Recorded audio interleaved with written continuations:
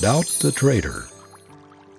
Faith is the torch that leads the way when other faculties cannot see. It is doubting and facing the wrong way, facing toward the black, depressing, hopeless outlook that kills effort and paralyzes ambition. There is a divine current within us which would always flow Godward, always lead to our ultimate advantage, did we not obstruct it, or turn it aside by our doubts and fears. He who has conquered doubt and fear has conquered failure. James Allen. When David Hume, the agnostic, was twitted with his inconsistency in going to hear the Orthodox Scotch minister John Brown preach, he replied, "I don't believe all he says, but he does, and once a week I like to hear a man who believes what he says." If you utter a lie with the conviction that you are speaking the truth, people will believe what you say. Whereas if you proclaim a truth in a weak, hesitating voice, in a doubting manner, no one will believe you. If you should take a tray of genuine gold pieces upon the street and try to sell them, while showing your very expression that you did not believe in what you had for sale, you could not dispose of those gold pieces for a tithe of their value. Nobody would believe either in their genuineness or in your own. Your timid, doubting, hesitating manner would queer all your chances of doing what you wanted to do. I used to go trout fishing with two men, one of whom was always saying that he never had any luck fishing, that he somehow didn't have the knack, and never expected to catch many fish.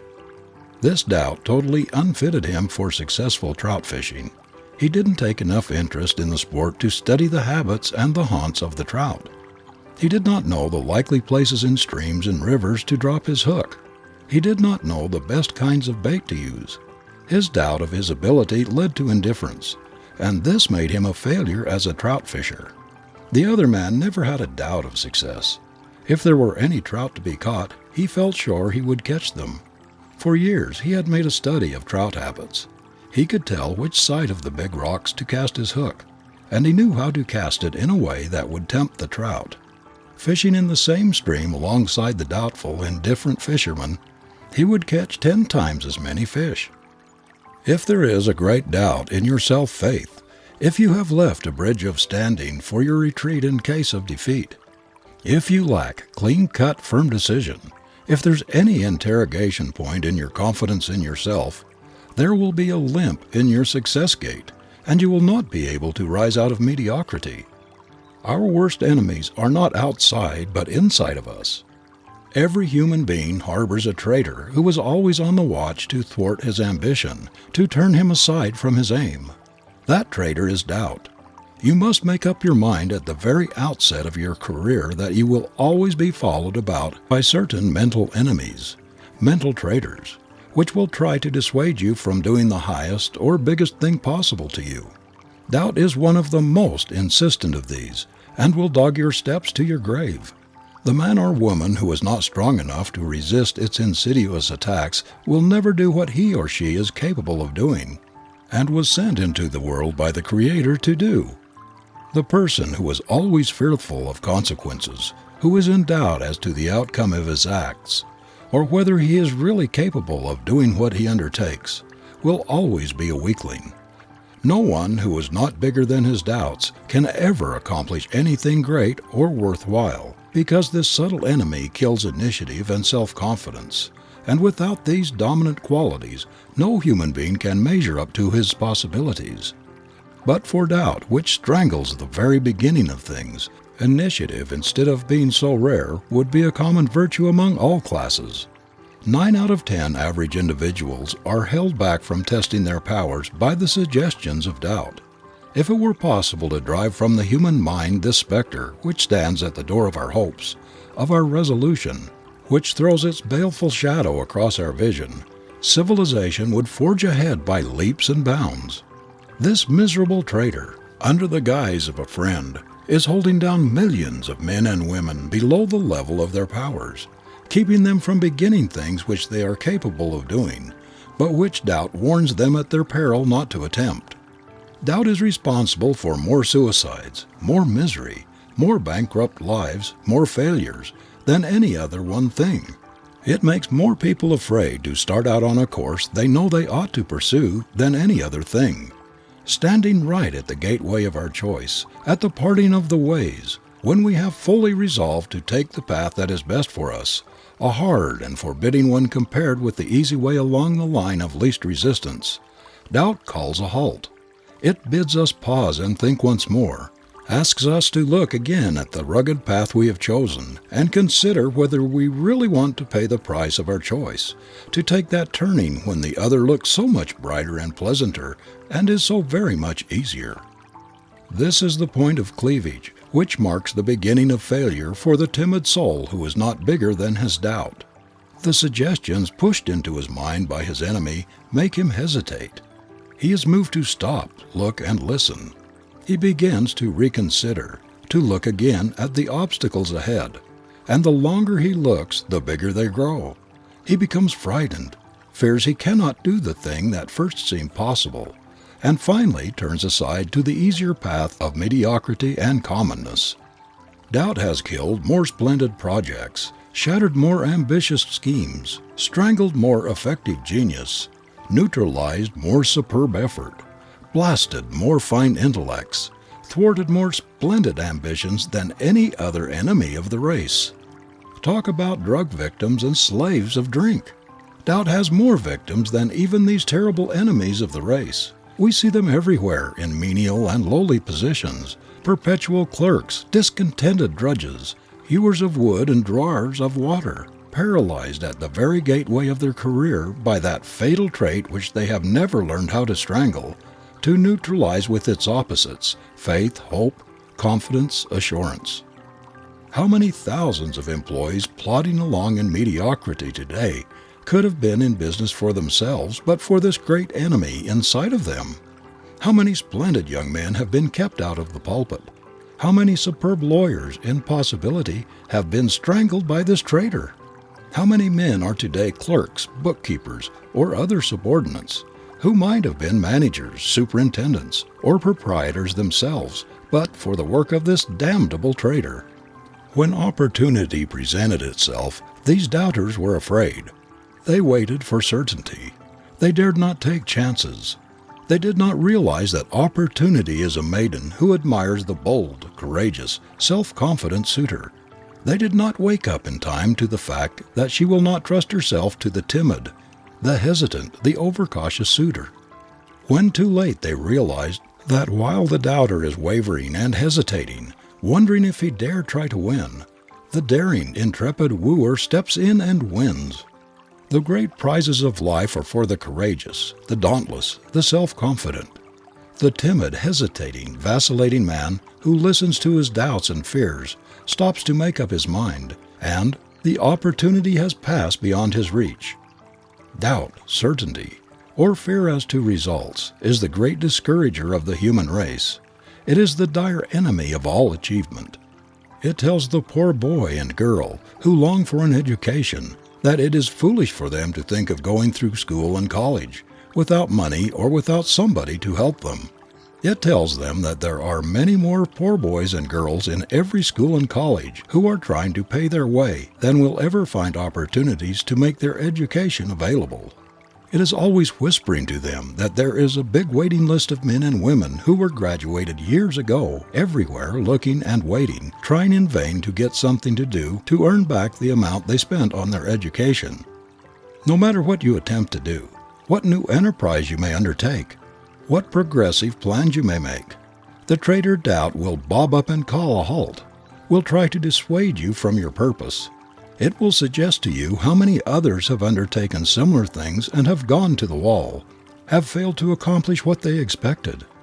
It will tell you that you had better go slow, that it is foolish to go into business in times like these, that you should wait until you are better prepared, until you have more capital.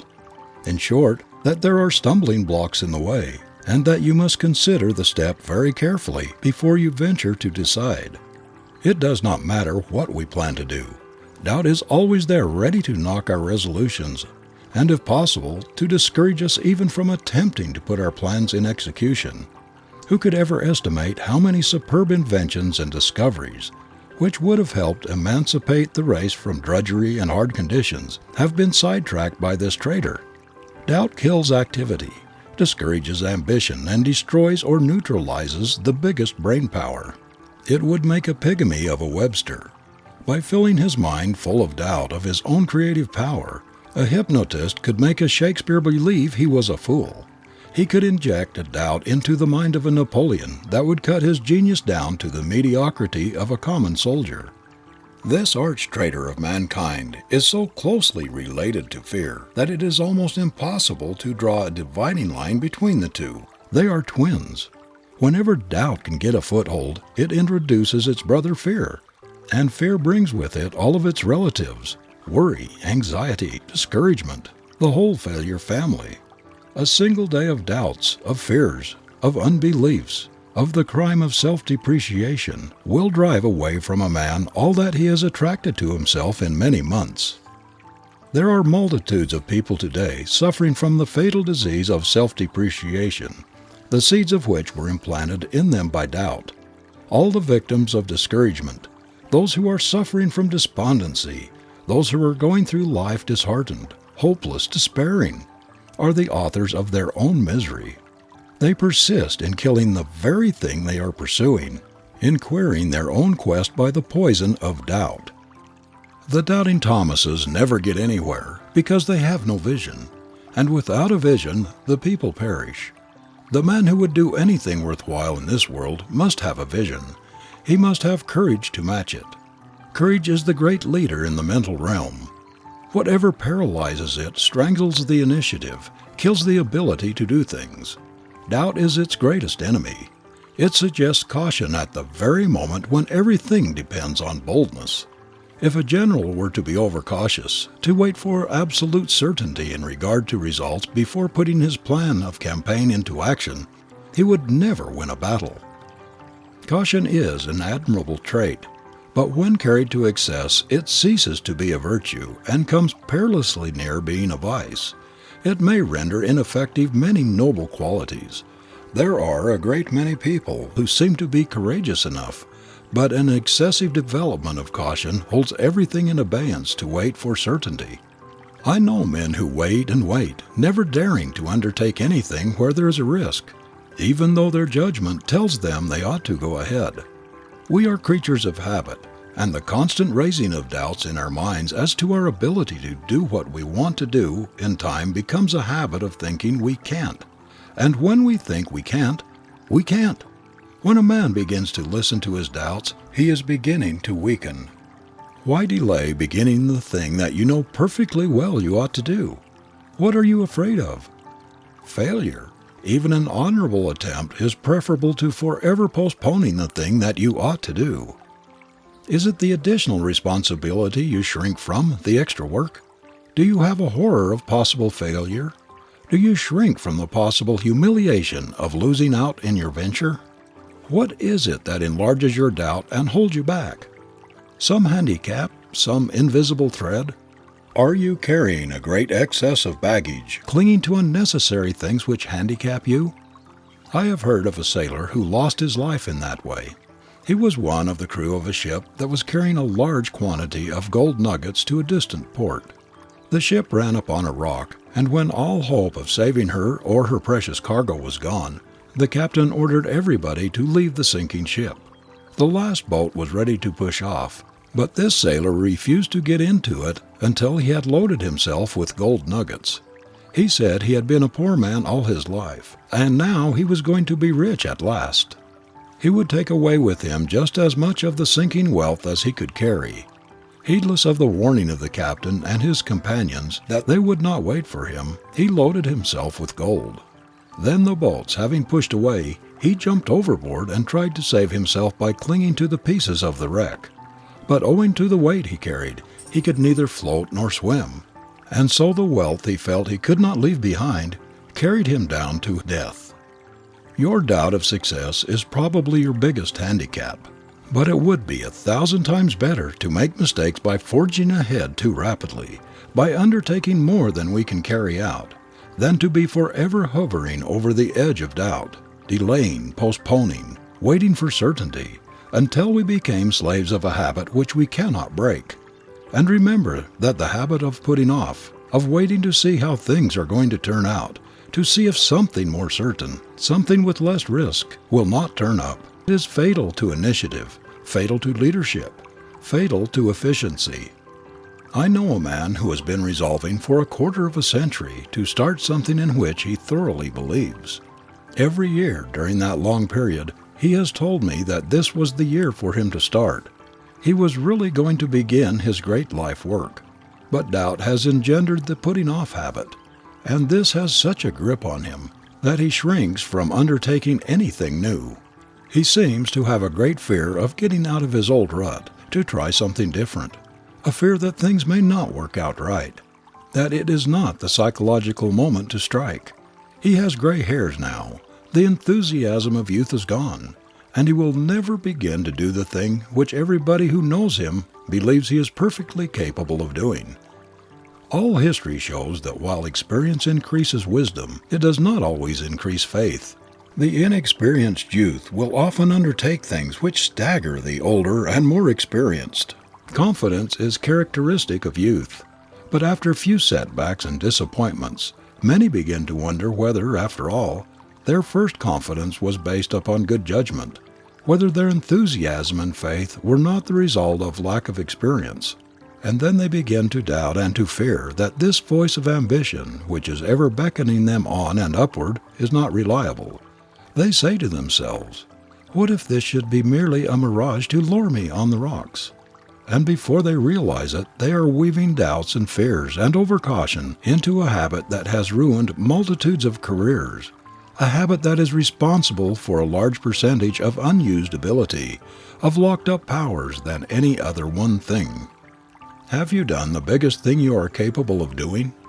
Is it not possible that there is something within you, some unworked mental territory which, if cultivated, would lead you out into that wider field you dreamed of when a youth? Why do you go on year after year in the same old rut, expressing nothing, doing the same old thing in the same old way because doubt whispers it would be rash to try new ways, new ideas? How long have you been just an ordinary employee? Do you realize that habit is getting a tremendous grip upon you, and that before you realize it, you may be a perpetual clerk? The longer you remain in one position, doing the same thing without promotion, the stronger the inertia habit will grip you, the bigger will grow your doubt as to the wisdom of making a change. It is a dangerous thing to get into a rut. Bestir yourself before it's too late and begin to put into operation that plan which has so long haunted you, but which doubt has been telling you is not feasible, is not practicable. If every human being today were doing what he has at least sometime thoroughly believed he could do, our whole civilization would be revolutionized. What has been accomplished is but a tithe of what might have been accomplished if every one had been true to his vision, had not allowed it to be blotted out by doubt.